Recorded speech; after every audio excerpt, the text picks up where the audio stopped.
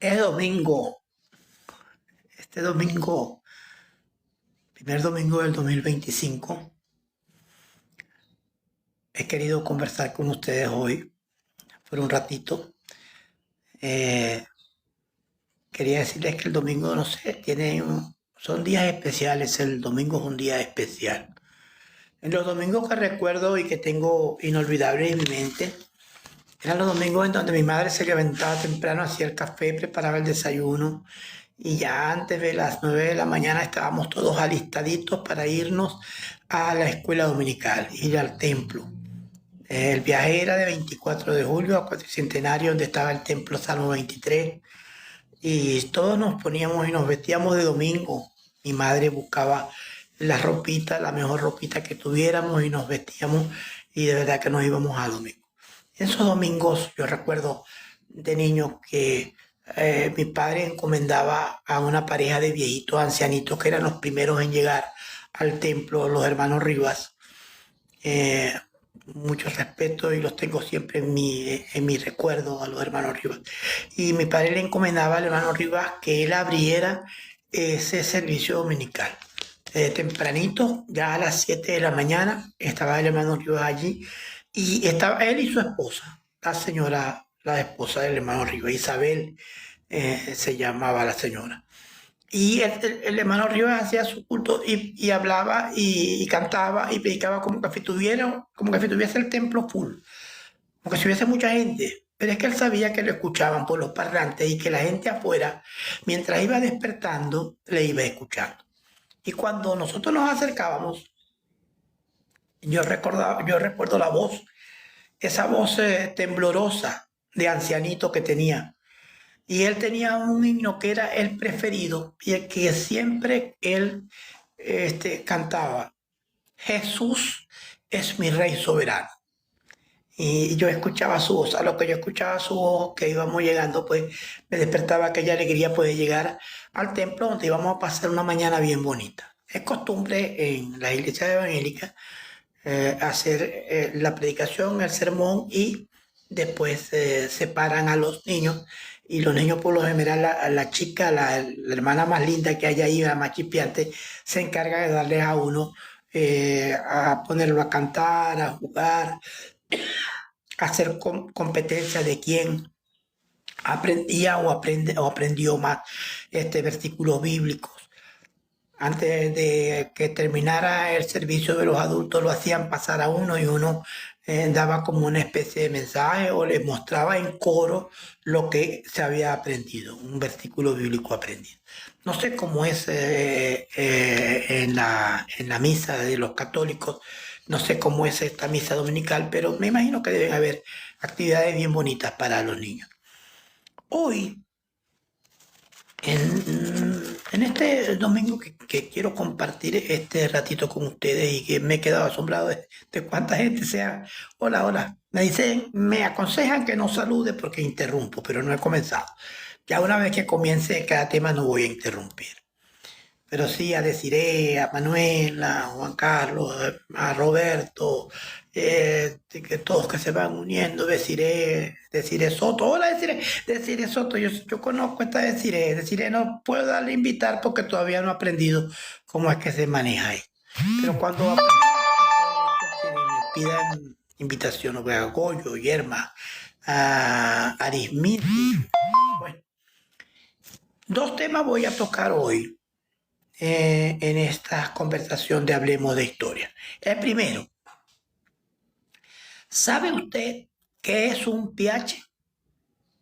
Bueno, mire, un pH, debo decirles que en 1492, cuando se descubren, los españoles llegan a la América y se encuentran con América. No me voy a meter en aquella discusión de que si fue descubrimiento, que si fue encuentro, que si fue tal, que si fue lo otro. No, los españoles llegaron y vieron, cuando llegaron aquí, que se consiguieron con unos indios que no estaban desorganizados, eran indios organizados en tribus, eran indios guerreros bastante violentos, bastante violentos, indios que usaban flechas, indios que se peleaban por territorio, y en esa estructura social de esos indios aborígenes, esos indios primitivos venezolanos, los auténticos venezolanos, porque eran los que estaban ahí, los que nacieron en esta tierra, esa parte india de nosotros que no podemos olvidar. En esa estructura había la figura del pH. ¿El pH? ¿Qué es el pH? Bueno, el pH era más que un médico. El pH era más que un médico. El pH era curandero, sacerdote, hechicero, daba consejos espirituales, hacía ceremonias y predicciones.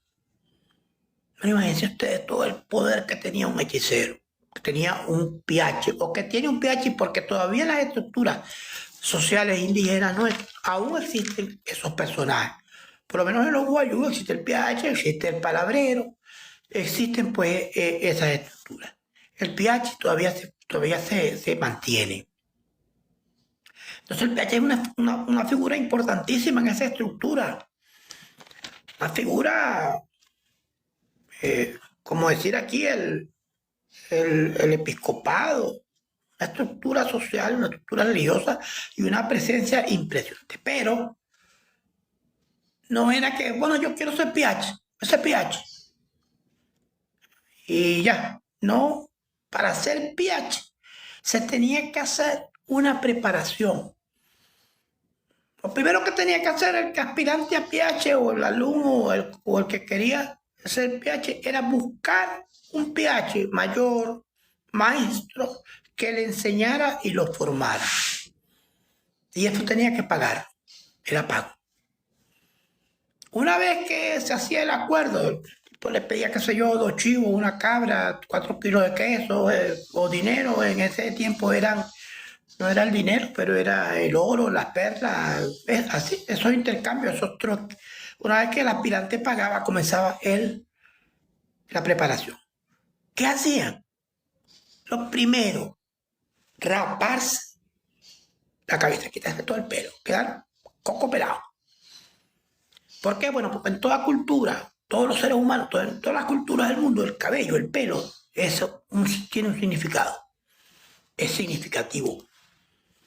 El cabello son como las antenas del cuerpo, por donde se perciben energías, se percibe hasta el miedo. ¿Usted cree que usted tiene el pelo? No, el pelo te avisa del miedo. Cuando uno dice, se me encrisparon los pelos, porque los pelos tienen esa función. Entonces, bueno, lo primero que tenía que hacer el aspirante era raparse. Después que se rapaba Coco Pelón, el aspirante a pH lo metía en una choza pequeñita, diminuta, donde apenas sí cabía la persona, sentada, techito de palma, y ahí se metía. Tenía que estar ahí en esa chocita, sentado para las meditaciones, y dormía en el suelo. El curso de aspirante a pH duraba de 6 a 7 meses. Y se levantaba del suelo cuando iba el maestro a darle alguna lección. ¿Cuáles eran las lecciones? Lecciones espirituales, la explicación cosmogónica de lo que era el ser humano para ellos, sus culturas, los respetos a las divinidades a las que se invocaban, las propiedades medicinales de las plantas, qué sé yo, la zazaparrilla, el diente de león, hay una que la manzanilla, Dios mío, gracias a Dios por habernos dado la manzanilla, algo tan importante, que tiene tantas cosas. Ya. Bueno, entonces, bueno, tenía que aprender eso. Se levantaba solamente para aprender esas lecciones. En 6 a 7 meses era prácticamente un ayuno completo, pero un ayuno que se interrumpía para alguna que otra comida frugal, frutas, comidas ligeras. Casi todo ese tiempo que estaba allí en esa chocita y en su preparación para pH, estaba en ayuno. Cuando ya terminaban ya la formación, bueno, ya finaliza el curso, ya a partir de mañana ya puedes ejercer como pH, y le daban la zona donde iba a actuar. ¿Saben cómo se iniciaban? Pues se iniciaban con una soberana borrachera. Se emborrachaba el maestro y el alumno. Entonces sabía que ya estaban celebrando el comienzo. De nuestros pH venezolanos, uno de los más famosos, según he investigado en un libro que se llama Historia Médica de Venezuela, que es desde 1400 a 1900. Todos esos siglos ellos comienzan por la medicina aborigen, la medicina indígena. Ellos dicen que uno de los más famosos al comienzo fue Tulujay. Tulujay fue famoso y formó a otros, pero Tulujay era un tipo, bueno, a ese venezolano le encantaban los pobres, la plata. Entonces nos daba un curso, cuando iban a pedirle un curso, pedía una cantidad de dinero tan exorbitante, con lo que él alcanzaba dos objetivos. Si la persona le daba lo que él pedía, bueno, era una bola de plata que se metía. Si la persona no le daba lo que él quería y se iba, entonces eliminaba la competencia. De manera que este Tulujay era de verdad un tigre, pues, famosísimo, pero por tigre. Y era rico. Se hacían ricos, dice el historiador, que se hacían ricos por las consultas que le cobraban pues, a las personas. Imagínense, usted iba con un dolor de brazo, le curaba el brazo, pero si también tenía problemas con la mujer, le daba consejos matrimoniales. Si creía que había un espíritu que lo estaba azotando, unos malos espíritus, el yurujá, que también lo aconsejaba y le daba consejos espirituales. Si quería saber qué iba a pasar con la hija adolescente, le decía el futuro de la hija adolescente, va a pasar esto y esto y esto. Entonces, bueno, imagínense ustedes, cobraba por todas partes. A ver, eran ricos y vivían muy bien. Eran no, son, porque la estructura social aborigen en nuestras tribus, en nuestras aldeas, en donde hay esas culturas, esas sociedades, esas familias puras, ahí existe todavía el piache, el palabrero, existen estas personas. Entonces, bueno, todavía existen los piaches en Venezuela. ¿Qué curaban los piaches? ¿Cuáles eran nuestras enfermedades de nuestros aborígenes, de nuestros indios? Bueno, curaban bubas o sífilis. Sífilis. No se llamaba sífilis, pero era una enfermedad venérea, una enfermedad fea, una enfermedad que produce úlceras y que, bueno, ellos la identificaban fácilmente. Las bubas o las sífilis. También curaban las fiebres. Imagínense ustedes las fiebres de nosotros. En la época esta, del comienzo de nuestros comienzos, en 1400, 1500, en esos años, los alacranes no eran los alacranes estos que vemos aquí ahorita. Usted ve un alacrán de montaña de la selva y eso aterroriza lo grande que son, los 100 pies inmensos, arañas, los mosquitos. Entonces, bueno, el indio sufría mucho de estas fiebres y también sufría de envenenamientos por picadura de alacrán, de 100 pies, de serpientes. Entonces el pH estaba formado para curar estas enfermedades, curar estos envenenamientos.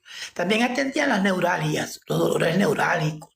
Y llegaron, según esta historia, llegaron los pH hasta hacer amputaciones. Veía un dedito que estaba muy afectado porque, bueno, porque era diabético, no se conocía en esa época la diabetes ni nada, pero bueno, y veían que había gangrena que posiblemente podía comprometer, y bueno, ellos decidían y cortaban el dedo.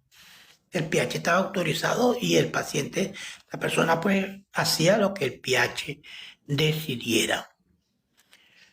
Después de los pH, déjeme decirle que cuando llegaban los españoles, los barcos en 1492, Colón, y todas esas expediciones que vinieron luego, no venían con todo. Cuando digo con todo era que traían lo menos pensado porque no sabían a dónde iban a llegar, no sabían qué había. Entonces, dentro de estas provisiones que habían tomado, estaba la provisión de traer soldados, militares y también traer médicos, los médicos de esa época. De los más conocidos al comienzo fueron el doctor Álvarez Chanca y el doctor Bernal. Álvarez Chanca y Maese Bernal, dos médicos españoles que llegaron en esos primeros barcos y empezaron a aplicar la medicina española de esa época. No avanzaba científicamente, pero ya se conocían algunas cosas. El arsénico, el ruibal, se conocían esas cosas. Entonces, bueno, ellos hacían esa medicina y resultaba que esa medicina de estos primeros médicos que llegaron era más efectiva que la medicina de los pH. Entonces los pH fueron perdiendo, bueno, no tanto como la credibilidad, sino que fueron perdiendo simpatizantes y personas que lo buscaban, y entonces la persona le pagaba a estos médicos españoles para que los curara, y la cura era mucho más rápida, mucho más efectiva. Sin embargo, no han, no han perdido, no han dejado de existir. Y un Piachi hay que respetar. Piachi se tiene que respetar porque es una figura muy importante de nuestra sociedad aborigen.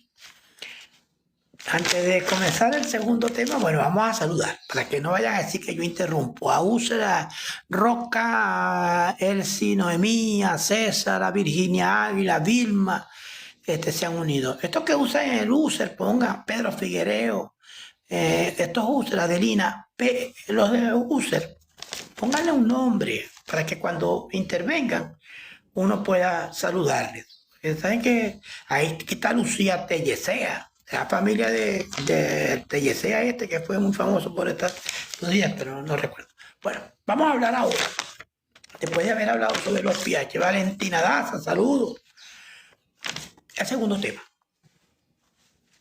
Este segundo tema voy a dedicarlo en Hablemos de Historia para hablarles de un español que se convirtió en venezolano con una estatura y una valentía extraordinaria.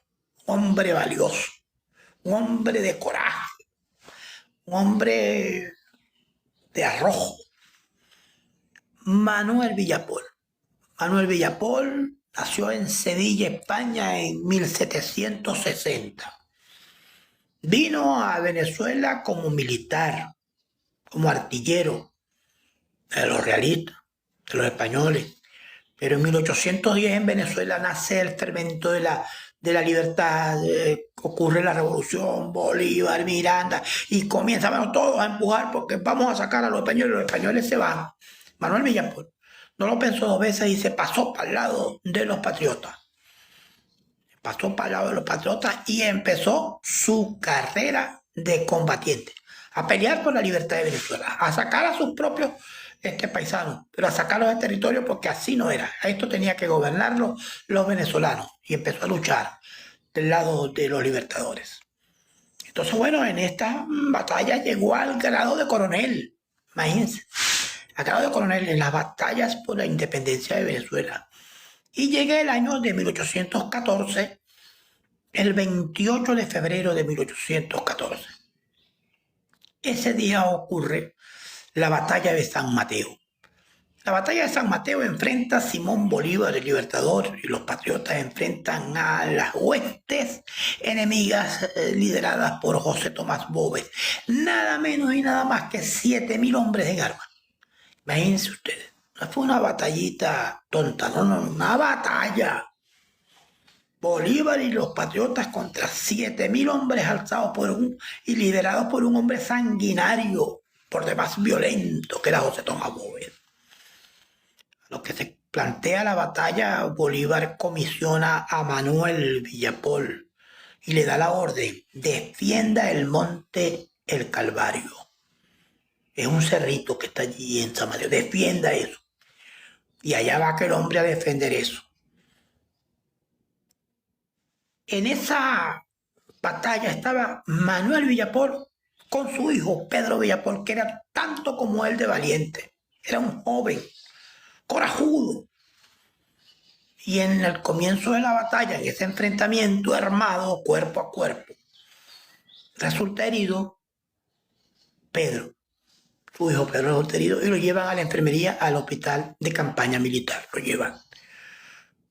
Manuel Villapol sigue defendiendo el monte de Calvario, sigue enfrentando. El mismo Bolívar cuenta y narra que fue algo que era algo no apto para Cariaco, era un enfrentamiento en donde ganaba y perdía, daba atrás, retrocedía y volvía a avanzar, pero no abandonaba su puesto, defendiendo la orden que le había dado el libertador. Porque para aquella época, a los militares, los hombres militares, recibir la orden del libertador, cumplir una misión del libertador, era para ellos la satisfacción más grande. Contar y decir que habían peleado al lado del libertador Simón Bolívar, el padre de la patria, para esos militares de esa época era glorioso. como para todo venezolano debe ser glorioso decir que somos hijos del Libertador, que somos hijos de Bolívar. Bueno, y no retrocedía, avanzaba, y en una de esas que avanzó, un balazo le cruzó el corazón a Manuel Villapol. Recibió un balazo que le cruzó el corazón, y entonces toma la bandera, el tricolor de la patria. El tricolor patrio lo sostiene y muere levantando nuestra bandera de libertad. Muere como un valiente, muere como un patriota, muere ante los ojos de Bolívar, que lo ve impávido, que lo ve admirado de ver tanto coraje y tanto esfuerzo. Pues bien, allá en la medicatura, allá en la enfermería, en el hospital, llega la información y le dicen a Pedro, el hijo, que ha muerto su padre. Y el muchacho se ha levantado herido, ensangrentado, débil aún, porque estaba mal herido. Se ha levantado, agarrado su espada, agarrado su lanza y dice, vamos, no puede quedar la muerte de mi padre impune. Venguemos la muerte de nuestro padre, mi padre. Y va y sale. Llega al campo de batalla y arremete. Arremete con tal fuerza que se espantan los realistas, se espanta el enemigo. Y al ver los otros soldados que estaban como en retrocedida porque había muerto un hombre valioso, Manuel Villapol, al ver al hijo que va y que los insta a que había que luchar y que no había que perder esa batalla, porque su padre no era un perdedor, los demás soldados se animan, se les infla el pecho, la adrenalina, la fuerza, los gritos, y salen y echan adelante. Y aquel Bobes con sus realistas tienen que huir, 7.000 hombres corriendo y huyendo. Quedan allí bastante muertos, los hacen correr. Es una lección importante de que cuando tenemos una motivación, cuando tenemos algo que nos mete por dentro y nos obliga a echar adelante, no nos vence nadie, lo que sea. No hay obstáculo que se oponga o que frene a un hombre decidido, inspirado. Y su hijo Pedro pues se adentra ensangrentado, arremete y hace que huya. Fue tomado malo, pero como todo malo cobarde. A los que vio que estaban las cosas negras y que esta gente venía, que no se le veía sino la muerte en el rostro, huyeron. Corrieron despavoridos. Pedro Villapol continúa su vida en la milicia y tiene una vida próspera para el país y muere como su padre, como un valiente. Muere también cubierto de respeto y de gloria. Manuel Villapol y su hijo Pedro se coronaron en San Mateo ese 28 de febrero de 1814, defendiendo el Cerro del Calvario. Como todos los viejitos, repetimos mucho las cosas y repetimos y repetimos. Voy a volverle a repetir lo que dije al principio. Aprovecho para saludar a José Delgado, a Dobler, a Sir, a Javier Sarmiento, a Villalobos, a Eric, aquí me dicen que me invitan a un living, pero una muchacha, pero no sé, me van a disculpar, no sé cómo es que se hace esto. Y me ha costado entender. Tengo que buscar a alguien que me asesore un poco de cómo es que es esto. Saludos a Soledad, a Jesús, a Rafael, a Luis Ripoli. Gracias por estar en esta mañana de domingo. Voy a repetirle lo que dije al principio. Lo que nosotros hacemos repercute en los niños. Si hay niños en su casa, hijos pequeños, sobrinos, nietos, si hay en la casa niños pequeños, ellos están influidos y lo que nosotros hacemos repercute en su vida y repercute para toda su vida. Yo empecé hablándoles de lo que yo en mi niñez me influyó, esos domingos de escuela dominical, esos domingos de ir al templo, después de adolescente enamorarme, de una chica. Entonces ella iba por dos cosas, por la alegría del templo y también por la alegría de ver a la chica que me gustaba, a la muchachita que me gustaba. No tienen ustedes idea de lo que se decide en un templo y las cosas que pasan en un templo. En los templos conocemos a la novia, la que va a ser la madre de nuestros hijos, la esposa de toda la vida, la compañera de toda la vida. Conocemos amistades. En los templos ponemos nuestro corazón y hacemos una comunicación con Dios. Elevamos nuestro espíritu y dejamos allí todas nuestras cargas. Que Dios, Jesús, levantó nuestras cargas y llevó nuestras dolencias y nuestros dolores. Entonces, bueno, ir al templo los domingos, esa ropita bonita de domingo, esa alegría del domingo. Mi padre tenía la costumbre de que cuando terminábamos la escuela dominical, por lo general íbamos de visita a los familiares como su papá, el viejo Chucho, Jesús Ángel Aparicio Ortega, a su mamá, mi abuela Elvira, mi tía Elsa, mi tía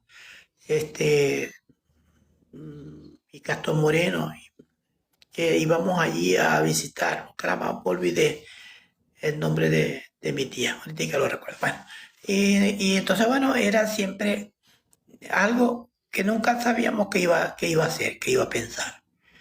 Lo que sí nos faltaba era llegar a una panadería que estaba ahí frente del monumento del carro chocado, que se llamaba la panadería El Puente, sobre el lago, y ahí compraba un pan francés extraordinario. Y cuando entraba la bolsa al carro, ese olor de pan recién salido del horno era extraordinario, con un polo de mantequilla ella o alfa. Era mantequilla, no era mabeza, no, polo de mantequilla. Y eso era una delicia. Antes de llegar a la casa íbamos en el carro rellenando, mi madre rellenando los panes calientitos y nosotros comiendo. Pero en la casa ya se hacía café con leche, chocolate, en fin. Aquí en Maracaibo, las opciones para disfrutar y hacer a los niños un domingo distinto son muchas. Está la Biblioteca del Estado. En la Biblioteca del Estado siempre hay actividades bellas, preciosas, en donde los niños pueden pasarla estupendamente bien, la Biblioteca del Estado. Está el planetario. Está el jardín botánico. Una belleza el jardín botánico. Su bicicleta, caminar, ver los árboles, esos cujíes, esos dividivis, esos júcaros, esas plantitas. Una belleza estar allí. Está, bueno, una opción, Santa Rosa de Agua y esos vendedores de pescado. Usted come un pescado ahí en Santa Rosa de Agua, eso es una delicia. Bueno, me dio hambre ya, el tiro me dio hambre a mí, te voy a salir desesperado. Pero hay tantos lugares, porque lo que hacemos nosotros repercute en nuestros muchachos. Cuando ya tengan mi edad, que sean unos viejos, pues van a tener bonitos recuerdos de lo que fue su niñez, su infancia y de cómo sus padres lo llevaban o cómo lo llevaban aún.